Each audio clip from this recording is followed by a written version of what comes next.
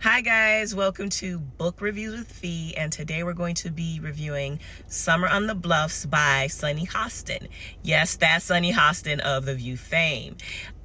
So let's get into it. Summer on the Bluffs takes place on the Oak Bluffs area of Martha's Vineyard. So this is a black beach town where wealthy black people congregate, live, etc. So the story starts with Amelia Tanner. She's known affectionately as Ama. She is from Louisiana, and she is a very light-skinned black woman who in the 60s moves to New York, and she makes a huge mark on Wall Street. The book starts off from her perspective as she is moving from Louisiana to New York.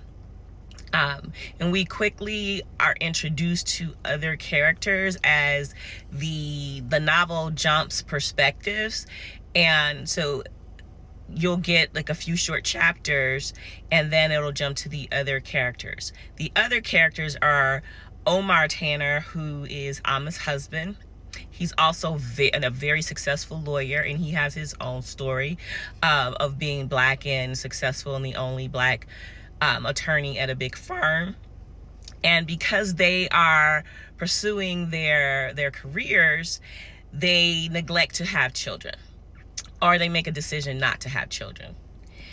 But they both agree to become the godparents of three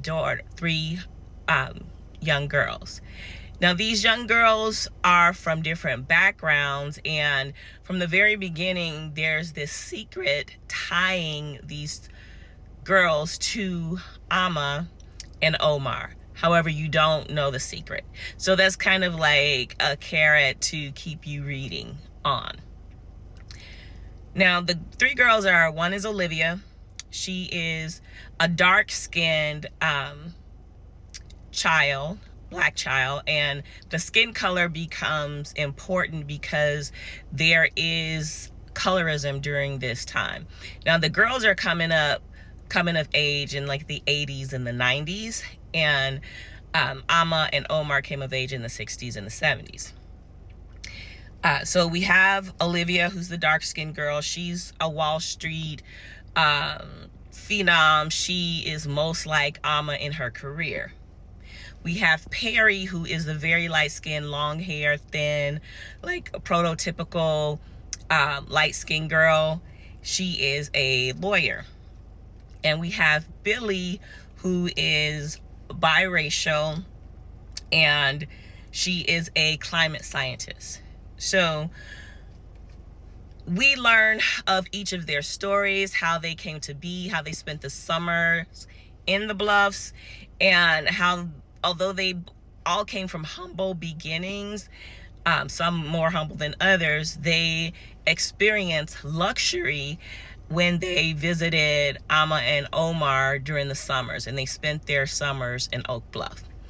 And each of them had different experiences based on their personalities, their dispositions. For example, Olivia never felt comfortable in the Bluffs because as a dark-skinned girl, she experienced the ostracization of not fitting the beauty ideal. So there's this scene where she and Perry go out to a bar, and she's like, this guy elbows her, trying to get to Perry to talk to her. And then, she and Perry have this big discussion / argument because Olivia's like, it's always like that. These brothers never pay attention to me. All they want are light-skinned girls. And Perry struggles to understand because she's like, you're beautiful. What are you talking about? And so they have like this little tense moment. And Perry is married, and she and her husband have some issues. And I won't give that away, but Billy, she is very concerned about the climate, and she's very active in that, but she's also she is a lesbian. So we learn about, like, she has a love story and a love arc, story arc as well. But the whole gist of everything is, as the drama comes to a head, is that Omar passes, leaving Amma a widow. And Amma doesn't want to stay in this house anymore because it was she and Omar's house. And so like a long lost love reappears, and she just says she can't have another man in Omar's house. So she decides to give the house to one of the girls. So they are all invited as adults to spend this one last summer together at the chateau. And that's what she calls her home.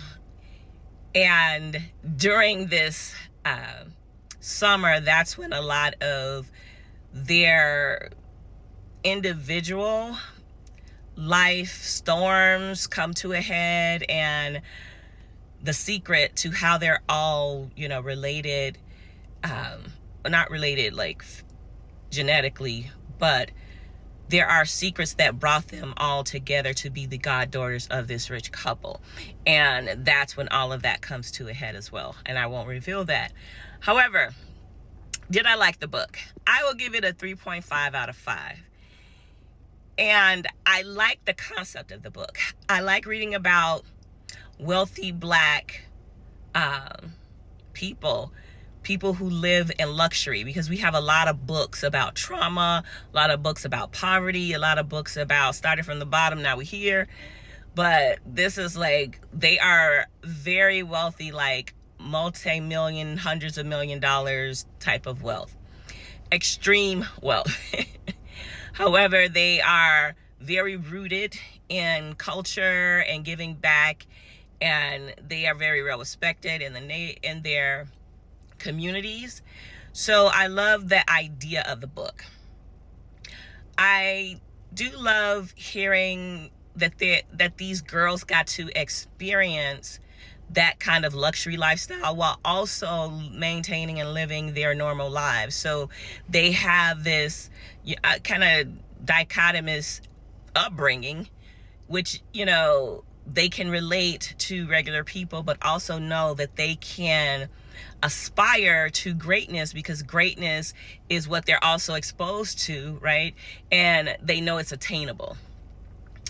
I think if I had any critique of the book, which is why I didn't give it a 5, is that in the beginning it jumps around a lot. And I know that, you want to introduce all of the characters and their backstories. However, it jumps around so much, I was just like, wait, who's talking? Who's this about? What is this about? And some of the archetypes just seem a little stereotypical and a little too rigid for me. But I think I should read the subsequent novels in Hostin's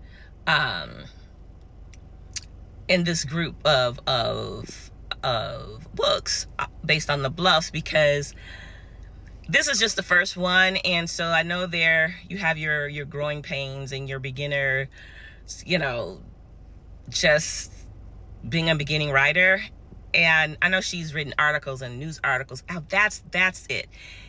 It starts out like a news article, like you're reading a news article and you're just getting this information instead of being emotionally drawn into the story.